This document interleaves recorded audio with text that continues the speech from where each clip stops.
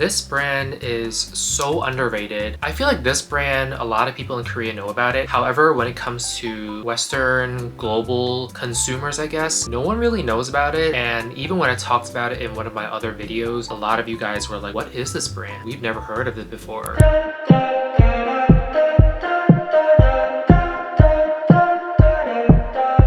Say hello to Gojo here. I love this hoodie blanket that my cousin got me for Christmas. Alright, let's get right into this video. Hi, hello, 안녕, Ray입니다. 반갑습니다. This is a new format, by the way. Hope you guys enjoy this vertical format. I figured if I were to make this series, I want to try and test different formats. In this case, today we are trying this vertical format. So those of you who are watching on your phone, hopefully this makes it easier for you to watch. Welcome back to my channel, and if you are new, welcome, welcome. My name is Ray, and if you don't know who I am, that's okay because you can find out more about me here on all social media platforms. My skin type is oily, sensitive, reactive, dehydrated, and sometimes, depending on the season, it can also be combination. This is episode 3 of the underrated Korean skincare series on this channel. Thank you so much for supporting this series by showing up for episodes 1 and 2. I really hope I can keep making this series as our channel grows. So thank you again for your support. On this channel, I review Asian skincare products so that you can shop with confidence. Everything I say in this video comes from my own personal experiences. As always, this series is never sponsored by any brands. And with that being said, let's go!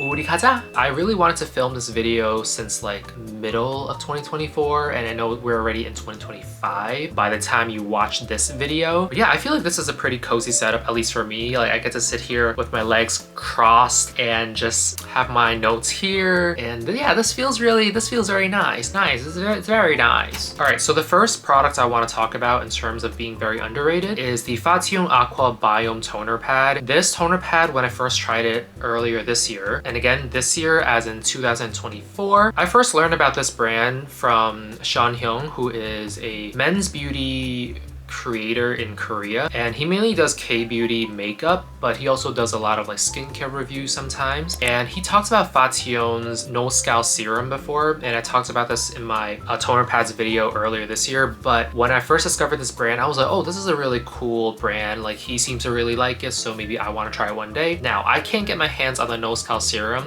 this year, but I did get my hands on their toner pad, which by the way is discontinued right now, which I'm really sad. I don't know why I'm talking about this, but I feel like a lot of products that I really want to cover and talk about are either discontinued or just so hard to find in this series, and I guess that's what makes them underrated. If you were able to get your hands on this toner pad, please let me know because we can bond over how much we miss this toner pad. Can't find it on Amazon anymore. I can't even find it on Olive Young. Definitely can't find it on Yes Style or Style Korean, although I think they really should carry this brand because it's so good. I really like this toner pad because it is very hydrating. It is possibly the most hydrating toner pad I've ever used. The cotton itself, it's almost like a gauze pad, but it's like a single layer gauze that is so thin, and I just remember loving this product so much when I used it this spring/summer. And I would say this toner pad is probably the most affordable toner pad I've ever come across. I picked this up for $10 on Amazon, and of course it was on sale. I think its regular price was $12, so still it is not as expensive as the other K-beauty toner pads we have in the market right now. In terms of the thickness of the pad, the cotton pad, I would say it's very close to Abib's, but it's still very much thinner than Abib's. And I feel like this tub is the chunkiest when it comes to how much serum or toner they put into it. It is drenched. When I opened the tub, I almost spilled all the liquid because it was like almost at the brim. Like you don't see this very often in K-beauty at all. The next product I want to talk about is also a toner pad. It is the special line from Eunyul, which is a brand I also really like. It's called Eunyul Lab, but then it's basically the same company except it has like another identity. Apparently Eunyul Lab is like the more premium line from Eunyul. I guess premium, but also like because it's like a lab marketing, so typically that means that there are dermatologists or some kind of like special chemist in the works of making these products. Not that any of these products are made without a chemist, but it is their Calming Solution Cica toner pad.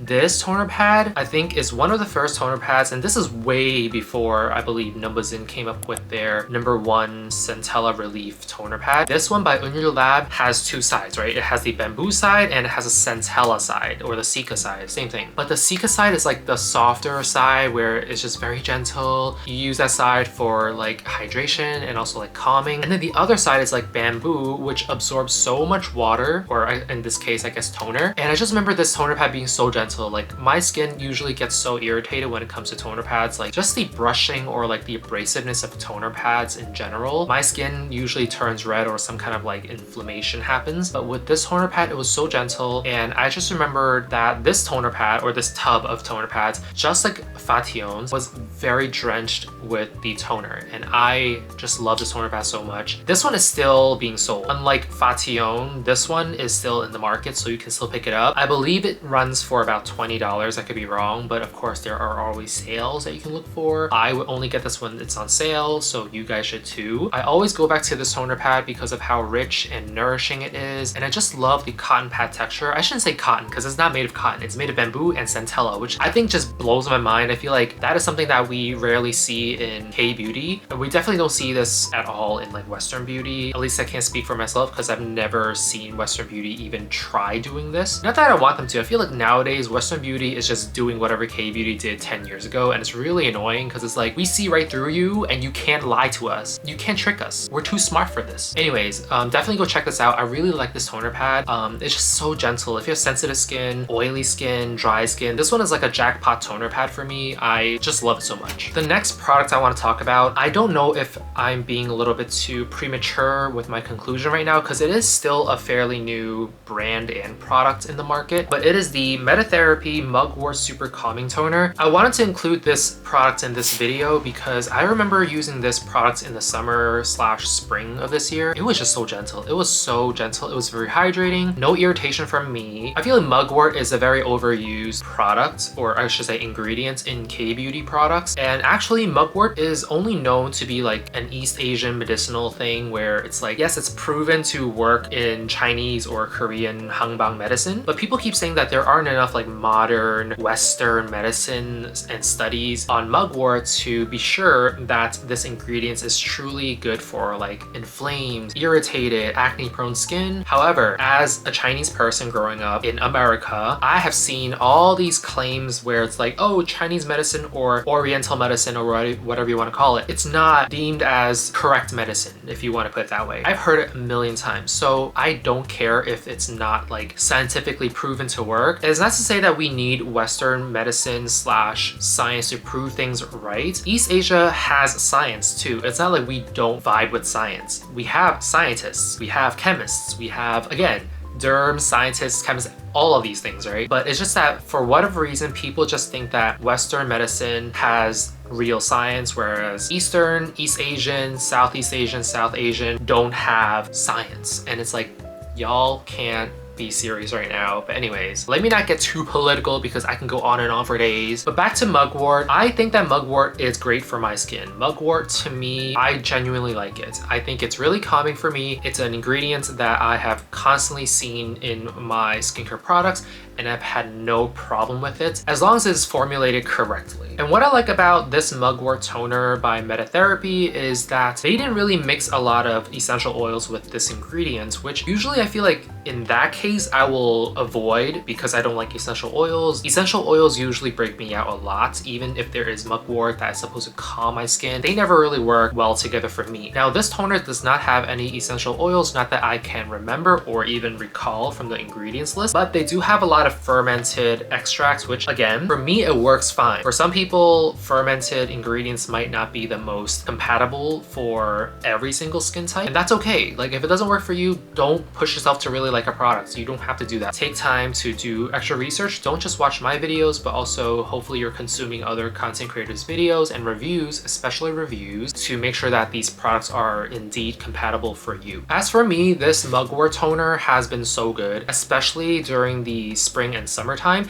I can't really say too much about the winter and fall seasons when I use this product. I feel like it wasn't hydrating enough at this point. If you want like a very light toner, something to keep your skin balanced and fresh and refreshed during the summertime, something that's very light, this is a really good toner. You can layer this as much as you want. It's very gentle. Now I can't really say much about like how this works with makeup because I've never tried this specific toner with makeup, but I would say it could be good because it's very hydrating. Again, I'm not a makeup person, so don't take my word for it. At least for me, this is a no fuss toner, meaning that it's not like super exfoliating. It's not something that you can't use too often. This you can use every single day, every single night if you want. Oily combination skin types will really enjoy this toner. Dry skin types will still enjoy this for the spring, summer, even fall season, but once it comes to winter, this will not do anything for dry skin types. I'm so excited to talk about this next product because I have been talking about this product for the last 2 years, ever since I discovered it. I think Style Korean sent me the first bottle of this back then. No, this was in 2021. So it's been 3 years going into 4 years of using this Ampoule. Speaking of time flies, but also this product is called the Plant-Based Time Stop Collagen Ampoule. Recently, they did a whole overhaul of their product packaging slash brand identity. So now the packaging looks very different. Initially, this product caught my eye because of the packaging. It had this twist cap where once you twist it, it automatically sucks up the product, and then you'll have enough products for you to use for your entire face so that you don't overuse this Ampoule. And the packaging, I just remember, it's very shiny, but it's very elegant and it's very sophisticated. I wouldn't really say it's gaudy. To some people, it might be gaudy, but to me, it's like, I actually like this kind of stuff. Anyways, they repackaged it into this very simple pipette packaging where it's just like a little bottle, a little pipette, and that's it. They even changed the formula to be even more potent in terms of the mushroom extract that they use, which is their key ingredient. So the reason why I wanted to talk about this product here today is because we've heard so many people talk about the Mixum bean essence as well as that snail mucin essence produced by either Jumiso or Cosrx. As much as I loved those products, I feel like I like this one more, which is the mushroom extract one more, because it has the same, you know, stretchy texture. I wish I had all my products with me today, but I'm at my dad's house, so I can't really show you guys. They're all in my apartment right now. But yeah, I love this product because it does have the same stringy texture, stretchy texture as bean essence and the snail mucin essence. But for some reason, I feel like this one is the most hydrating. Scientifically proven, snail mucin is supposed to be the most like moisture binding kind of ingredients for our skin. However, some people are allergic to snail mucin because it is secretion from an animal. Some people also don't want to use that because it is a secretion from animals. Then we have the bean essence, which yeah, it has the same texture as snail mucin, but bean essence actually has some similar properties to retinol. It's not a retinol, but it has similar properties where it can help skin cell turnover. However, because of that, some people also use it, or some people see it as some kind of exfoliator, which I don't think, it's not really like exfoliating. It's just coagulating, and because it coagulates, it just helps you pick up more dead skin cell on your skin surface. And that's kind of it. It's not really like exfoliating. It's not meant to be an exfoliator, but Mixum saw the opportunity when that one TikToker said that it's an exfoliator. That's when Mixum started to just capitalize on this idea that yeah, their products can exfoliate, but it's not true. Their pH level is definitely like not acidic enough. It's not alkalinic